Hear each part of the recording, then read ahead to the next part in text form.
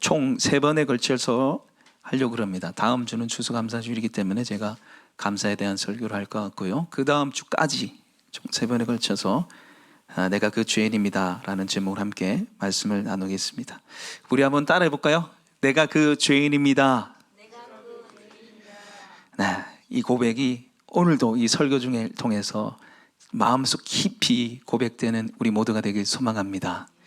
그래서 지난주에 우리가 율법 아래 내가 그 죄인입니다 라고 나눴습니다. 율법 아래서 우리 다 죄인이죠. 오늘 간음하다가 이 현장에서 붙잡힌 여인처럼 우리도 수많은 간음죄를 저지르면서 살아요. 바로 영적 간음입니다. 우상 숭배가 영적 간음이죠. 신랑이신 하나님 예수님을 제쳐두고 다른 것을 의지하고 사랑하는 것, 그게 바로 간음이고요. 그게 바로 우상 숭배라고 그랬습니다. 그래서 호세아 이야기를 했잖아요. 하나님 보시기에 하나님보다 더 사랑하는 것, 더 의지하는 것, 더 갈망하는 그게 바로 내게 우상이고 하나님 눈에 바로 간음처럼 보인다는 거죠. 그래서 우리는 사실은 예수님을 믿고 있지만, 예수님으로 죄 용서받았지만 수많은 우상들을 계속해서 만들어내는 죄인입니다. 죄인. 그러나 예수님의 은혜와 사랑으로 십자가를 통과해서 우리가 용서받은 죄인이 됐습니다. 할렐루야. 우리가 죽어 마땅한 죄인이지만 십자가 아래 용서받은 죄인이죠. 오늘 예수님께서 이 여인을 향해서 나도 너를 정죄하지 않는다, 이 선언을 하시기 위해서 본인이 정죄를 받으셨습니다. 심판하실 그분이 심판받으셨죠. 그게 바로 십자가입니다. 그것을 통해서 우리 모든 죄가 용서받았다는 것이죠. 그래서 거기에 이어서 우리는 내가 그 죄인입니다, 오늘 두 번째 시간으로 함께 말씀을 나누려는데, 우리는 어떤 죄인입니까? 첫 번째로 용서받았으나 용서하지 못하는 죄인입니다. 우리 한번 따라해 볼까요? 용서받았으나 용서하지 못하는 죄인입니다. 여러분, 오늘 본문에는 두 종류의 죄인이 나옵니다. 첫 번째는 가느나바 현장에 잡힌 여인입니다. 그리고 두 번째 죄인은 이 여인을 향해서 돌로 치라고 말을 하는, 고발하는 죄인입니다. 여러분, 오늘 본문을 정확하게 이해하기 위해서는 오늘 본문의 시간과 배경을 알아야 돼요. 오늘 2절 말씀 같이 한번 읽어볼까요? 2절 읽어보겠습니다. 시작. 아침에 다시 성전으로 들어오시니 백성이 다 나오는지라 앉으사 그들에게 가르치시더니. 아멘. 성경에 나와 있는 단어 하나는요 그냥 기록된 법이 없어요. 왜? 하나님께서 사람을 통해서 성령의 감동을 주셔서 쓰였기 때문입니다. 아멘. 그래서 오늘 이 시간에 아침이라는 시간을 밝히고 있어요. 아침, 굳이 밝혀도 되지 않은 아침이라는 단어를 넣은 이유가 있습니다. 여러분, 이 아침이 언제냐면 초막절 8째 날이에요. 초막절 8째 날. 우리가 요한복음 7장을 다룰 때 명절 끝날 곧 큰 날에 예수님이 큰 소리로 소쳐 외쳤잖아요. 능히 나를 믿는 자는 녹말을 걸어 내고 와서 마시라. 나를 믿는 자는 성경의 이름과 같이 그 배에서 생수의 강이 흘러넘치리라. 할렐루야. 명절 끝날 7일째입니다. 초막절 7일 마지막 날에 예수님이 목마를 걸어 내게 와서 마시라고 말씀하셨어요. 이게 뭡니까? 그러니까 초막절 7일째 행사를 우리가 지난주에 한번 봤잖아요. 지지난주입니까? 초막절 때 행사를 3가지 한다 그랬잖아요. 그 첫 번째가 바로 실로암에 있는 물을 길어가지고 번제단에 붓는 거였어요. 그리고 마지막 7일째는 7번 부었어요. 그 충만한 은혜, 충만한 기름 부으심, 충만한 하나님의 은혜를 삼으면서 부었어요. 그런데 누구를 못 만나봐요? 누구를 못 알아봅니까? 그걸 주시는 분이 있는데 그분을 못 알아보는 거죠. 누굽니까? 예수님이죠. 예수님이 그 충만한 은혜를 주시고 목마름을 해결해 주는데 사람들이 전혀 알지 못하고 그냥 부는 거예요. 그래서 나한테 오라고 예수님 말씀하셔요. 그게 7일째 날이었습니다. 초막절 7번째 날이었어요. 그 초막절이 지난 그 다음 8번째 날이 아침입니다. 지금 2절에 등장하는 그 아침에가. 여러분, 이 초막절 8일도 아주 중요한 행사였습니다. 그래서 레위기 23장 36절 우리 찾아볼까요? 레위기 23장 36절. 좀 찾기 힘든 분들은 자막을 보시면 됩니다. 레위기 23장 36절입니다. 레위기 23장 36절 183페이지입니다. 구약성경. 자, 같이 한번 읽어보겠습니다. 시작. 이레 동안에 너희는 여호와께 화제를 드릴 것이요 여덟째 날에도 너희는 성회로 모여서 여호와께 화제를 드릴지니 이는 거룩한 대회라. 너희는 어떤 노동도 하지 말지니라. 아멘. 이레가 7일 동안이죠. 여덟째 날에도 성회로 모이라. 다 모이라는 거죠. 그리고 아무 일도 하지 말라. 안식일처럼 아주 중요하게 하나님께 집중하면서 지키라는 거. 그게 초막절 8번째 날입니다. 그러니까 이 아침이 초막절 8번째 날이에요. 그런데 초막절 7번째 날에서 초막절 8번째 날에 넘어갈 때 보통 유대인들이 밤을 샜어요. 올라이트를 했어요. 우리가 뭐 나이 드신 분들은 좀 안 그렇지만은 청년들이 보면 24일 날 막 이렇게 설레면서 그죠? 올라이트를 보내잖아요. 막 즐기면서 올라이트 하죠. 마찬가지로 초막절 7째 날에서 8째 날 넘어갈 때 이들이 축제를 벌였어요. 올라이트를 했어요. 축제하면서. 그 축제가 바로 관제의 축제고요. 이게 호산나 라바라는 축제입니다. 지금도 유대인들은 지키고 있어요. 밤새도록 이들이 춤을 추면서 찬양을 해요. 그 춤과 찬양의 제목이 뭐냐면 우리 죄를 용서해 줘서 감사합니다. 내 죄를 용서해 줘서 감사합니다. 우리 죄를 용서해 줘서 감사합니다. 이거를 밤새도록 노래하면서 찬양을 해요. 그래서 이 랍비들이 이렇게 선언합니다. 제가 한번 읽어드릴게요. 랍비 로인들이 이렇게 얘기해요. 오 기쁨 우리의 젊은이들 헌신한 자를 현인들이여 우리 노인들에게 수치를 돌리지 마소서. 그럼 참석한 무리들이 오 기쁨 우리는 노인들과 함께 젊은이들의 죄를 씻을 수 있습니다. 이러면 다 함께 젊은이들 때에 죄를 사함받는 자는 복이 있을지어다. 죄를 지었지만 이제 사함을 받은 자는 복이 있을지어다. 죄를 지었지만 이제 사함을 받는 자는 복이 있을지어다. 죄 사함을 계속해서 얘기하면서 용서해 주셔서 감사합니다를 밤새도록 소리 높이며 찬양하는 거예요. 제가 주일학교 예배 시간에 보여줬지만 횃불을 켜서 어두우니까 그때 뭐 전쟁이었어요. 횃불을 켜서 나팔을 불면서 밤새도록 찬양했어요. 그런데 여러분 밤새도록 찬양하는 이들이 그 밤이 지나고 새벽에 무슨 짓을 했습니까? 가늠한 여인을 찾으러 갔어요. 여러분 지금 오늘 본문에 보시면 이 여인은 얻어 걸린 여인이 아니에요. 우연히 발견한 죄인이 아니에요. 현장에서 붙잡혀 왔습니다. 현장을 급습했어요. 아무것도 빼박으로 변명하지 못하도록 예수님을 시험하기 위해서 예수님도 어찌하지 못하도록 현장에 가늠한 여인을 잡으러 갔단 말이죠. 이게 뭐냐면 계획적인 범죄라는 계획적으로 찾아갔다는 거죠. 저 여자랑 저 남자랑 만나서 간음죄를 저지른 걸 알고 있었어요. 어디에서 어떻게 하는지를 알고 있었어요. 기다리고 있었어요. 그래서 현장을 급습하고 돌아와서 그날 아침에 예수님 앞에 지금 세운 거예요. 밤새도록 하나님 나를 용서해 줘서 감사합니다. 이 찬양을 목청껏 목이 쉬도록 노래 부르는 그들이 죄인 한 명을 용서하지 못해서 예수님 앞으로 지금 데리고 왔다는 거죠. 밤새도록 하나님 우리를 용서해 줘서 감사합니다 외친 그들이 주님 이들을 쳐 죽여야 됩니다. 율법에 의하면 이들을 죽이라고 했습니다. 어떻게 하겠습니까? 오늘 말씀해 보시면 묻기를 맞이 아니하는지라 되어 있어요. 예수님이 땅에 쓰고 있는데 묻기를 맞이 아니하는지라 계속해서 죽여야 됩니다. 어떻게 할 겁니까? 죽여야 됩니다. 어떻게 할 겁니까? 이걸 외친 거예요. 밤새도록 내 죄를 용서해 주셔서 감사합니다 찬양했던 그들이 죽이십시오, 이 죄인을 죽이십시오, 이 얘기를 한다는 거죠. 조금 전까지나 해도 나의 죄를 용서하신 하나님을 찬양해 놓고는 다른 사람의 죄, 너의 죄를 용서하지 못하고 지금 고발하는 이들의 모습이 여러분 어떻게 생각하십니까? 이중적인 모습을 여러분 어떻게 생각하세요?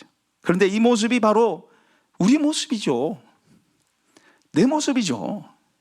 지난주 주일에 1000번을 불러봐도 1000번을 불러도 내 눈에는 눈물이 와서 막 울고 집에 돌아가면서 그래 예수님 사랑 은혜 감사하다 해놓고는 이제 막 이런 막 용서하지 못해서 돌아가는 순간부터 우리가 다른 사람의 죄를 용서하지 못해서 마음에 분노가 일어나잖아요. 여러분 우리는 우크라이나 난민들이나 가자지구 사람들을 얼마든지 사랑하고 품을 수 있습니다. 물질 보낼 수 있고 기도할 수 있어요. 그런데 나에게 죄 지는 사람을 용서하기 너무너무 힘들어요. 멀리 떨어진 사람들은 내가 품고 사랑할 수 있지만 나한테 꽂은 사람 한 그 인간 용서하기가 얼마나 힘든지 몰라요. 여러분, 내 죄가 용서받는 것과 내가 원수를 용서하는 것 중에 어느 것이 어렵다고 생각하세요? 내 죄가 용서받는 것하고 내가 원수를 용서하는 것하고 어느 것이 어렵다고 생각하세요? 어느 것이 어렵습니까? 내가 원수를 용서하는 게 어렵습니까? 내 죄가 용서받는 게 어려워요. 제가 주일학교 예배 시간에 내 죄가 용서받는 거하고 원수를 용서하는 거 어느 게 힘드냐 하니까 다 뒤에 거 들어요. 선생님들도 원수 용서하는 게 힘들다고. 그렇죠, 원수 용서하는 게 힘들죠. 그러나 여러분 잘 한번 생각해 보십시오. 내 죄는요, 예수님이 십자가에 죽지 않으면 용서받지 못한 죄였습니다. 하나님 아버지께서 왜 예수님이 그토록 처참하게 죽으셨나요? 왜 그토록 제자들에게 버림당하고 사람들에게 침 맡으며 벌거벗김 당해서 물과 피를 다 쏟게 만들게 하셨습니까? 그렇게 하지 않으면 내 죄가 용서되지 않기 때문입니다. 그렇게 하지 않으면 내 죄가 용서되지 않기 때문에 하나님 아버지께서 예수님을 그 모든 심판대 위에 세운 겁니다. 여러분, 베드로가 예수님께 질문했습니다. 예수님, 형제가 만약에 나에게 잘못하면 몇 번이나 용서해 주면 됩니까? 7번이면 됩니까? 여러분, 7번이면 됩니까? 이 질문을 할 때 베드로가 예수님께 기대했던 게 뭘까요? 그래, 7번이면 되지. 예수님의 칭찬을 기대했을까요? 제가 주일학교 예배 시간에 또 얘기했지만, 야, 뒤에 애가 네 머리를 때린다. 한 번은 참을 수 있겠지. 어? 근데 2번 때리고 그걸 7번 때린다. 네 참을 수 있겠나? 못 참죠. 한 번만 때려도 우리 10대 때리고 싶잖아요. 그러니까 7번 참으면 됩니까? 7번 용서해 주면 됩니까? 그러니까 예수님 뭐라 하십니까? 7번에 70번까지도 용서하라는 거죠. 7은 완전수입니다. 그게 곱하기 70이래요. 490번 용서하라는 얘기입니까? 계속 용서하라는 얘기죠. 그래서 예수님 비유를 드시죠. 1만 달란트 비유를 드십니다. 1만 달란트는요, 지금 화폐로 치면 5조입니다. 5조. 1만 달란트 빚진 사람이 잡혀갔어요. 제발 내가 갚을 테니까 용서해 주세요. 용서해 주세요. 탕감을 해줬습니다. 그러니까 돌아오는 길에 자기한테 100데나리온 1000만 원 빚진 자를 찾아냈어요. 멱살을 쥐고 갚아라는 거죠. 용서해달라고 내가 갚을 때는 용서해. 안 돼! 감옥에 쳐넣었어요. 이걸 사람들이 이걸 다 알잖아요. 자기가 1만 달란트 5조를 탕감받았는데 1000만 원 빚졌다고. 이런 사람들, 이 모든 상황들을 알고 그 주인한테 찾아가죠. 5조를 탕감해준 주인한테 이런 사장을 다 아려니까 잡아라는 거죠. 전어라는 거죠. 그래서 마지막 결론이, 너희가 형제를 마음을 다해서 용서하지 않으면 너희는 다 이런 사람들이라는 거죠. 여러분, 우리의 죄는요 1만 달란트입니다. 할렐루야. 용서받을 수 없는 죄를 용서받았어요. 그걸 알아야 됩니다. 그걸 알 때 다른 사람은 용서할 수 있어요. 여러분, 우리가 원수를 용서하지 못하는 것, 내가 다른 사람 용서하지 못하는 것 딱 하나 때문입니다. 내가 용서받았다는 것을 모르기 때문입니다. 나를 용서해 주신 예수님의 사랑을 경험하지 못하니까 용서할 수 없는 거예요. 줄 게 없는데 뭘 줘요?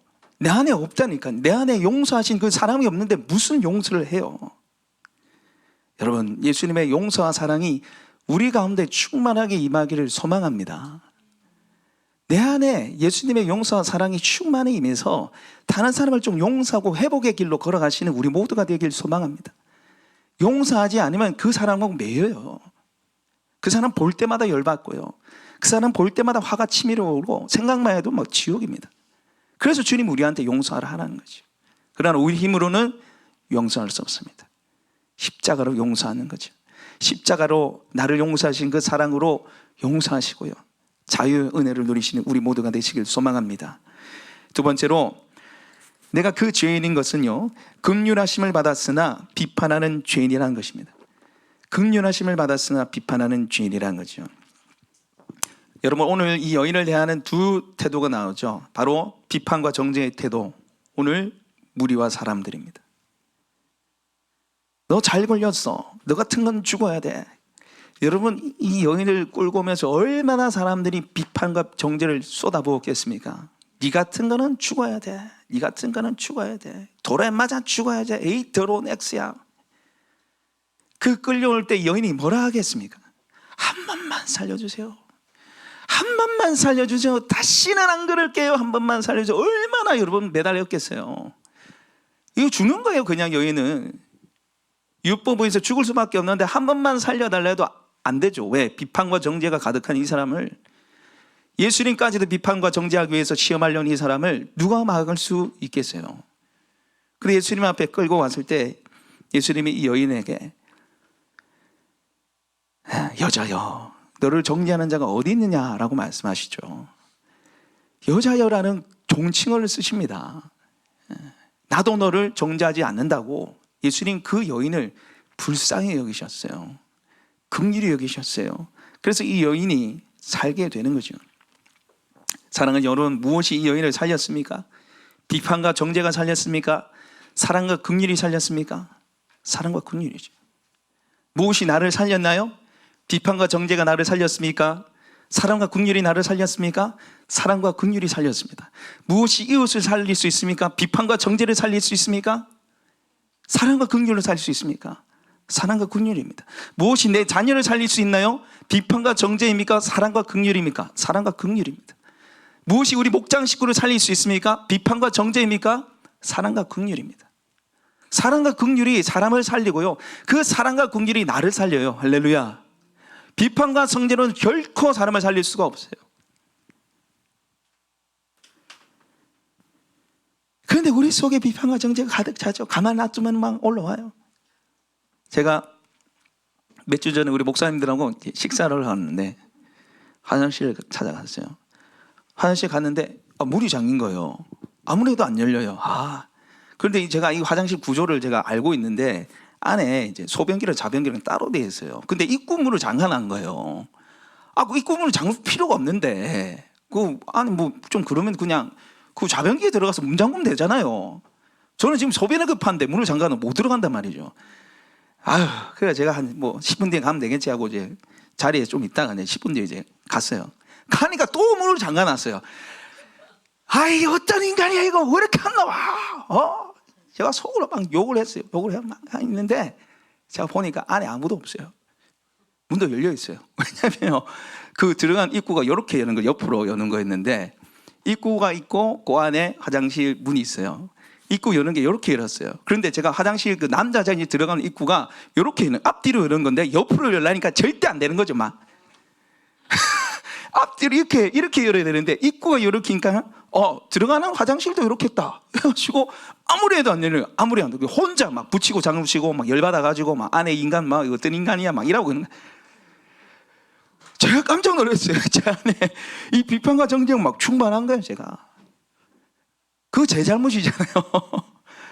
제가 바보같이 멍청해서 그거 못 연 건데 안에 사람 아무도 없는데 저 혼자 막 비판과 정죄에 충만해가지고 이 인간 누구냐 막 이러고 있고.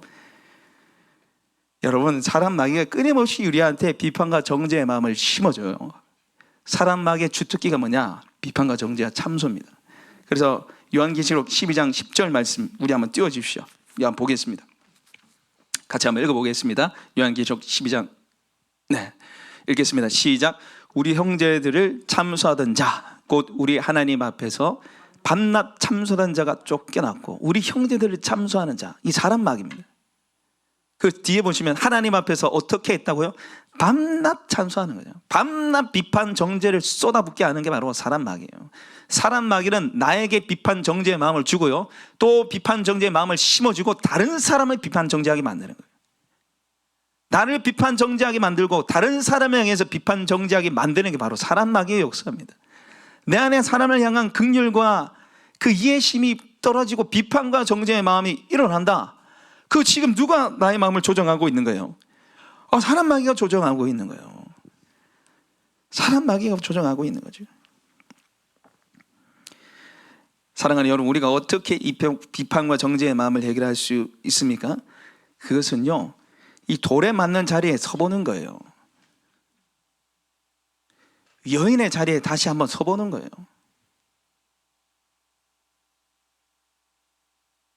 여인의 자리에 안 서보니까 비판과 정죄의 마음이 막 올라오는 거죠. 나를 향한 주님의 은혜와 사랑의 마음들을 가질 수가 없는 거예요. 여러분, 오늘 이 돌을 집어 던지려 했던 이 사람이 예수님의 한 말씀에 의해서 돌아가죠. 너희 중에 죄 없는 자가 먼저 돌로 치라. 돌아갔습니다. 여러분, 원래라면 어디까지 가야 돼요? 돌아서 가는 게 아니고, 왜 돌아갔습니까? 자기도 죄인이니까 돌아가는 거죠. 죄인인 걸 알면 어떻게 해야 됩니까?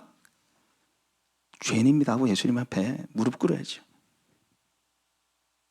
죄인입니다 하고 무릎 꿇어야죠. 죄인인 걸 알았잖아요. 예수님, 저 죄인 맞습니다. 이 여자랑 나랑 별 차이도 없네요. 나도 보니까 이 여자 죽이려고 했고요. 나도 율법에 다 걸리는 죄인입니다. 그 앞에 엎드려야죠. 그런데 돌을 집어 던지려고 하다가 그냥 돌만 맞고 가는 거죠. 여러분, 돌 맞는 자리에 서보지 않으면 우리 모두 다 돌 던지는 사람이 되고 말아요. 돌 맞는 자리에 한번 서봐야지, 그 은혜와 사랑을 내가 경험해봐야지 돌을 안 던진다니까요. 이게 없으니까 돌을 계속 집어 던지려고 그러잖아요. 이들이 결국 예수님 계속 죽이려고 그러잖아요. 돌 맞는 자리에 안 서봐서 그래요. 하나님의 은혜와 사랑을 경험하지 못하니까 계속해서 돌을 던져서 다른 사람 죽이려고 그러잖아요. 여러분, 우리는 하나님의 사랑과 긍휼하심 속에 지금도 하루하루를 살고 있습니다. 할렐루야. 예수님이 네 눈이 범죄하거든 어떻게 하라고 했습니까? 뽑으라 했잖아요. 네 손이 범죄하거든 어떻게 하라고 했습니까? 잘라버리라 했습니다. 무시무시합니다. 죄에 대해서 단호함을 말씀하시고요, 하나님이 죄를 그렇게 싫어한다는 거죠. 이 하나님의 긍휼과 사랑이 하면 우리 눈 다 뽑히는 거예요. 손발 다 잘리는 거예요. 우리가 멀쩡히 살아있겠습니까? 하나님의 긍휼과 자비 때문에 우리가 하루하루를 살고 있습니다. 할렐루야. 이걸 안다면, 우리가 이 은혜를 안다면 우리 안에 있는 비판과 정죄의 마음을 거두시고요, 하나님의 사랑으로, 하나님의 은혜로 사람을 볼 수 있는 그 은혜가 열리기를 소망합니다. 우리 속에 있는 이 나쁜 마음들을 하나님께 토해내고 하나님의 사랑과 은혜와 긍휼을 구하는 우리 모두가 되기를 소망합니다. 오늘 우리에게 주신 말씀을 가지고 우리 함께 기도했으면 좋겠습니다.